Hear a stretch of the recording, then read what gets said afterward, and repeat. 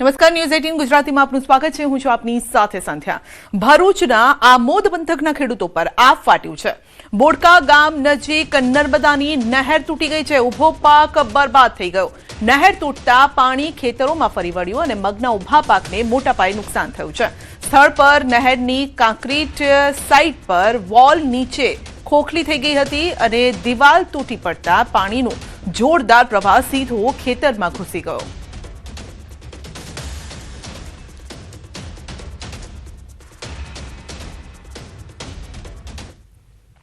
સાહેબ, આ નહેરના પાણીથી અમારી મગનું પાકને નિષ્ફળતા ગઈ છે.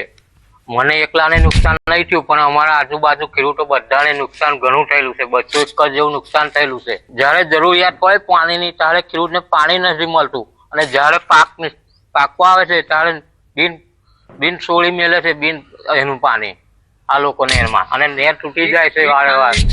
ઓછામાં ઓછું 100 થી 200 એકર જમીન નહેરના પાણીથી લોકોનો લેવાનો પાક, તૈયાર પાક આજે સંપૂર્ણ ખલાસ થઈ ગયો છે. લોકોએ જમીન ખેરવા માટે લોકો પાસેથી વ્યાજે ઉછીના પાછીના લઈ પૈસા લીધેલા. હવે એ લોકોને આજે તૈયાર માલ આજે સંપૂર્ણ પૂરી રીતે ખલાસ થઈ ગયેલો છે. જામનગરમાં પાણીની પાઇપલાઇનમાં ભંગાણ સર્જાયું છે. દરેડ નજીક પાઇપલાઇનમાં મોટું ભંગાણ થયું છે. પાણીની પાઇપલાઇનમાં ભંગાણ સર્જાતા પાણીના ફુવારા ઉડ્યા હતા. હજારો લીટર પાણી વેડફાતા રસ્તા પર પાણી થઈ ગયું હતું. તો એક તરફ ઉનાળો આકરો રહેવાના એંધાણ છે અને બીજી તરફ પાણીનો વેડફાટ. વધુ અપડેટ મેળવીશું સંવાદદાતા કિંજલ પાસેથી. જી કિંજલ, ઉનાળામાં પાણીની તંગી સર્જાતી હોય છે, પરંતુ ઉનાળા પહેલા જ પાણીની રેલમ છે. બિલકુલ સંધ્યા, જે પ્રકારે વાત કરવામાં આવે, જામનગરના દરેડ પાસે ખોડિયાલ મંદિર આવેલ છે. ત્યાં રસ્તા ઉપર જે પાણીની પીવાના પાણીની પાઇપલાઇન છે, એ પાઇપલાઇનમાં મોટું ભંગાણ છે તે સર્જાયું હતું. આ ભંગાણ સર્જાતા જ પાણીના ફુવારા છે તે જોવા મળ્યા હતા અને રસ્તા ઉપર પાણીનો વેડફાટ છે તે જોવા મળ્યો હતો. હજારો લીટર પાણી છે તે વહી જઈ રહ્યું હતું. જોકે આ સમગ્ર ઘટના અંગે તાત્કાલિક મહાનગરપાલિકાની ટીમોએ દોડી અને સમારકામની પ્રક્રિયા છે તે હાથ ધરી છે. પરંતુ જે પ્રકારે ઉનાળામાં આકરો લેવાની, જે પ્રકારે હાલ ગરમી વધુ પડવાની દેશજ છે, તેવા સમયે આ પાણીનો વેડફાટ છે તે સામે આવ્યો છે. પરંતુ બીજી તરફ હાલ જે પ્રકારે જામનગરના મહાનગરપાલિકા દ્વારા આ જે પાઇપલાઇન છે તેનું સમારકામ હાથ ધરવામાં આવ્યું છે. સંધ્યા, જી આપનો આભાર.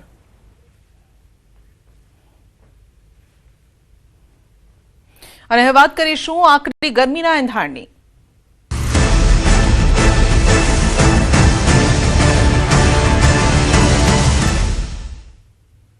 માર્ચમાં જ ગરમી ભૂક્કા બોલાવશે. આકરી ગરમીમાં શેકાવા માટે તૈયાર રહેજો.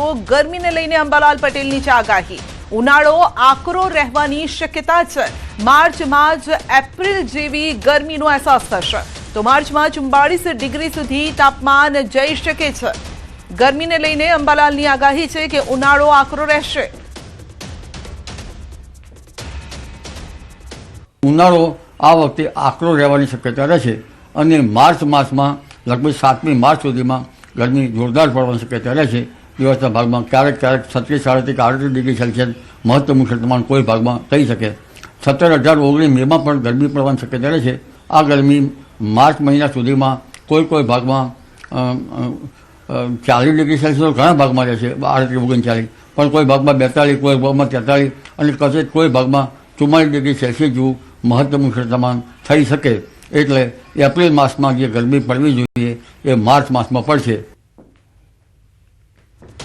તો ગુજરાતમાં માર્ચ મહિનાની આકરી ગરમીની શરૂઆત. રાજ્યના અનેક શહેરોમાં ઊંચકાયો છે પારો. તો રાજ્યના 6 શહેરોમાં તાપમાન 38 ડિગ્રીને પાર પહોંચી ગયું છે. 24 કલાકમાં 6 શહેરોમાં પારો 38 ડિગ્રીને પાર પહોંચ્યો છે. 39.1 ડિગ્રી તાપમાન સાથે રાજકોટ હાઈએસ્ટ ગરમ શહેર છે. ડીસામાં પણ 38 ડિગ્રીથી વધુ તાપમાન નોંધાયું છે. અમદાવાદમાં પણ 38 ડિગ્રીને પાર તાપમાન અને અમરેલીમાં પણ 38 ડિગ્રી, જ્યારે કે ગાંધીનગરમાં પણ 38 ડિગ્રી તાપમાન છે. એટલે કે માર્ચ મહિનામાં 40 ડિગ્રીની નજીક આ પારો પહોંચ્યો છે. આ તરફ સુરતમાં પણ માર્ચના પ્રારંભે જ ગરમીનો પારો 38 ડિગ્રીની નજીક પહોંચ્યો. 24 કલાકમાં શહેરનું મહત્તમ તાપમાન 37.9 ડિગ્રી નોંધાયું છે. વહેલી સવારે ઠંડક અને બપોરે આકરો તાપ પડે છે. સુરતીઓ પરસેવે રેબઝેબ થયા છે। શહેરમાં હાલ ડબલ સિઝનનો અનુભવ થઈ રહ્યો છે અને સવારમાં ઠંડી, બપોરે લૂ જેવી ગરમી છે। તાપમાનના ભારે તફાવતથી સામાન્ય જનજીવન પર તેની માઠી અસર થઈ રહી છે। તો હવામાં ભેજનું પ્રમાણ લગભગ 80% નોંધાતા બફારો અને અકળામણ વધી છે। પવનની ગતિ નબળી હોવાથી લોકો એસી અને પંખાનો સહારો લેતા જોવા મળ્યા છે। ગરમી અને ભેજના કારણે ડિહાઇડ્રેશન તથા વાયરલ ઇન્ફેક્શનનો ખતરો વધ્યો છે। હવામાન કચેરીએ આગામી દિવસોમાં તાપમાન 1 થી 2 ડિગ્રી વધારાની શક્યતા છે। સુરતમાં ઉનાળાની શરૂઆત થઈ ચૂકી છે। માર્ચ મહિનાની શરૂઆતથી જ સુરતમાં 37 ડિગ્રી તાપમાન પહોંચ્યું છે। ખાસ કરીને સવારના સમયમાં ઠંડક અને બપોર થતાં કહી શકાય છે કે આકરા તાપનો સામનો સુરતના લોકો કરી રહ્યા છે। જે પ્રકારે માર્ચની શરૂઆતમાં 37.9 એટલે કે 38 ડિગ્રી તાપમાન પહોંચ્યું છે। કહી શકાય સરેરાશ તાપમાન 20.2 સેલ્સિયસ નોંધવામાં આવ્યું છે। શહેરમાં હાલ ડબલ ઋતુનો અહેસાસ લોકોને થઈ રહ્યો છે।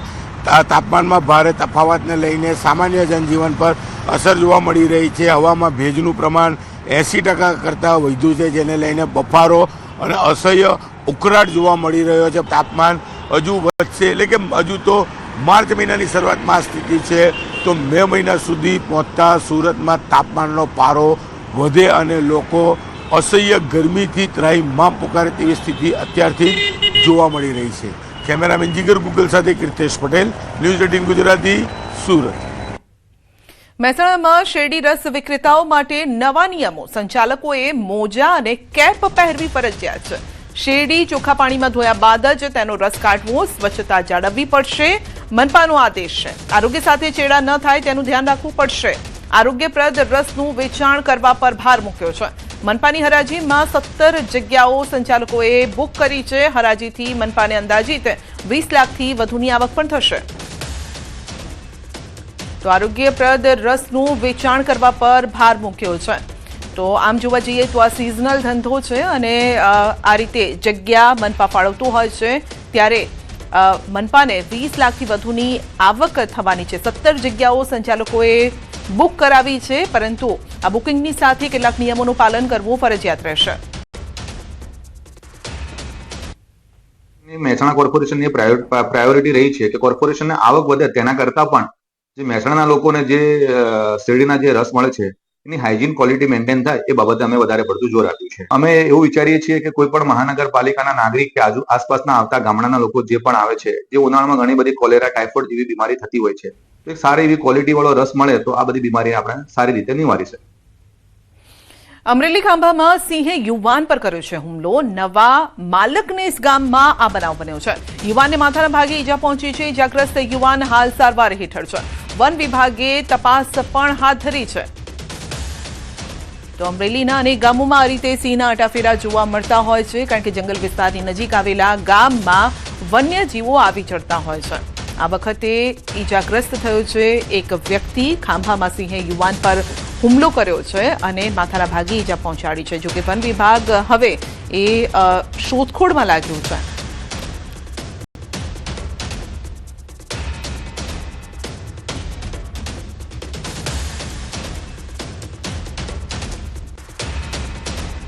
સુરતના બારડોલીના અફવા ગામમાં ભયનો માહોલ સર્જાયો છે। તો અફવા ગામની સ્નેહ મિલન સોસાયટીમાં દીપડો દેખાયો। સોસાયટી સુધી દીપડો પહોંચી જતા ભયનો માહોલ છે। 18 કલાકથી દીપડાની શોધખોળ ચાલી રહી છે। લોકો ભયમાં છે અને હજુ સુધી દીપડો ન પકડાતા લોકોમાં ડર પણ છે। તો સીસીટીવીમાં દીપડો કેદ થયો હતો। વન વિભાગે ગોટાસા ગામે દીપડાને પકડવા પાંજરો મૂક્યો છે। સોસાયટીના નાકા પર દીપડો આવતા લોકોમાં નાસભાગ મચી ગઈ છે। દીપડાના આતંકના લાઈવ દ્રશ્યો પણ સામે આવ્યા છે। સીસીટીવી કેમેરામાં કેદ થયો છે દીપડો। આફા ગામના માહ્યવંશી મહોલ્લામાં દીપડાએ મારણ પણ કર્યું હતું। રહેણાંક વિસ્તારમાં દીપડાના આટાફેરાથી રહીશોમાં ભારે ફફડાટ ફેલાયો છે। વધુ અપડેટ મેળવીશું સંવાદદાતા કેતન પાસેથી। જી કેતન, ગ્રામ્ય વિસ્તારોમાં આમ તો દીપડો દેખાતો હોય છે, પરંતુ જે ખેતરોમાં દેખાતો હોય, વાડી વિસ્તારમાં દેખાતો હોય, પરંતુ હવે સોસાયટી સુધી આ દીપડો પહોંચી ગયો। સંજય, ચોક્કસથી વાત કરવામાં તો બારડોલી તાલુકાના આફવા ગામે એક દિવસ અગાઉ જે દીપડો એક માયાવંશી મોહલ્લાની અંદર પશુનું બાદ સ્નેહ મિલન સોસાયટી તરફ આવતો, સ્નેહ મિલન સોસાયટીના નાકા પછી યુવાનો બેઠા હતા. યુવાનો તરફ દીપડો આવતા નાસભાગ મચી જવા પામી હતી અને ખાસ કરીને તરત જ સ્થાનિકોએ વન વિભાગને જાણ કરવાથી વન વિભાગે પાંજરું મૂકીને 17 થી 18 કલાક થયા છે, પણ હજી દીપડો પાંજરે પુરાયો નથી. પરંતુ અગત્યની વાત એ છે કે જે હવે ખેતરમાંથી સોસાયટી તરફ દીપડાનું વળાંથી લોકોનામાં એક દહેશતનો માહોલ પણ જોવા મળ્યો છે. વન વિભાગના ઉચ્ચ અધિકારીઓ સહિત સ્પોટ ઉપર પહોંચી અને આ દીપડાને પકડવા માટે પાંજરું મૂક્યું છે. જી, આપનો આભાર.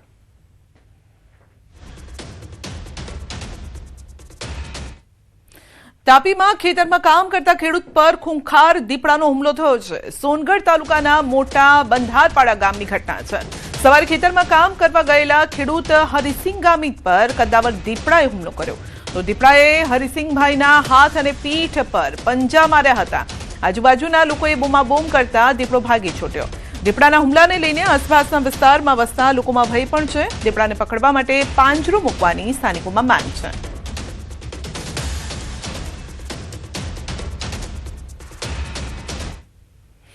વલસાડમાં વાલીઓ માટે લાલ બત્તી સમાન કિસ્સો છે. તમારા બાળકોને એકલા લિફ્ટમાં ન મોકલતા. વલસાડમાં લિફ્ટમાં બાળકીઓ ફસાઈ ગઈ. વલસાડમાં આવેલા તિથલ રોડ પરના સરદાર હાઇટ્સમાં ફરી એકવાર આ ઘટના બની છે. લિફ્ટમાં મોટી દુર્ઘટના સર્જાતા ચકચાર મચી ગઈ છે. લિફ્ટના 3જા માળ પર લિફ્ટનો અંદરનો દરવાજો ખોલ્યો, પરંતુ બહારનો દરવાજો ન ખુલતા બાળકીઓ ફસાઈ ગઈ. જે બાદ દોડધામ મચી ગઈ. અને જોવાની વાત એ છે કે 3 દિવસમાં આ બીજી ઘટના છે.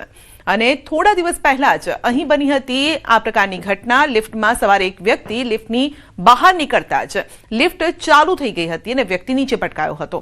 આ વખતે 2 બાળકીઓ લિફ્ટમાં ફસાતા દોડધામ મચી ગઈ છે. સરદાર હાઇટ્સની બિલ્ડિંગમાં લિફ્ટના સંચાલનમાં બેદરકારીની ઘટનાઓનો આ સિલસિલો યથાવત છે. તો આ બંને ઘટના એક જ જગ્યાની છે અને આ જે ભાઈનો વિડીયો છે તે પણ વાયરલ થયો હતો અને સારી વાત એ રહી કે તેઓ બચી ગયા, પરંતુ આ વખતે બાળકીઓ ફસાઈ ગઈ હતી, જેને લઈને લોકોમાં હવે ડર પણ છે.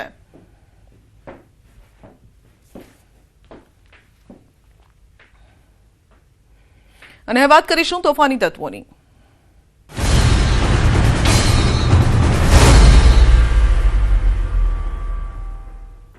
ગુજરાતમાં જાણે પોલીસનો કોઈ ડર જ નથી રહ્યો તેવા દ્રશ્યો સામે આવી રહ્યા છે. કાયદાની સીમા ઓળંગી રહ્યા છે કેટલાક લોકો, કારણ કે તેમને ભય નથી, ડર નથી, જનતાના જીવની કિંમત નથી અને તેનો બોલતો પુરાવો છે. આ 10 તસવીરો તેનો બોલતો પુરાવો છે.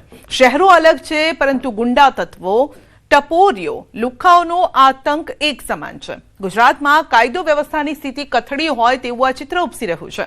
તોફાનીઓ જે રીતે બેફામ બન્યા છે તે જોતા કાયદામાં રહેશો તો ફાયદામાં રહેશો તે તકિયા કલામ માત્ર કાગળ પર જ રહ્યું હોય તેમ લાગે છે. સલામત ગુજરાતમાં અસલામતીનો માહોલ સર્જાઈ રહ્યો છે. ગુજરાત હવે મિર્ઝાપુર બની ગયું હોય તેવું લાગે છે અને જ્યાં સજ્જનોને જીવવું મુશ્કેલ છે, દુર્જનોને મોકળું મેદાન મળી રહ્યું છે. પોલીસ માત્ર તમાશો જોઈ રહી હોય તેવા દ્રશ્યો સામે આવે છે. વાવથરાના સરહદી વિસ્તારમાં હવામાં ફાયરિંગનો વિડીયો વાયરલ થયો છે. જન્મદિવસની ઉજવણીને લઈને હવામાં ફાયરિંગ થયું છે તે પ્રકારનું અનુમાન છે. સોશિયલ મીડિયા પર ફાયરિંગનો વિડીયો વાયરલ થતા સવાલ ઉઠ્યા છે. ન્યૂઝ 18 ગુજરાતી વાયરલ વિડીયોની પુષ્ટિ નથી કરતું.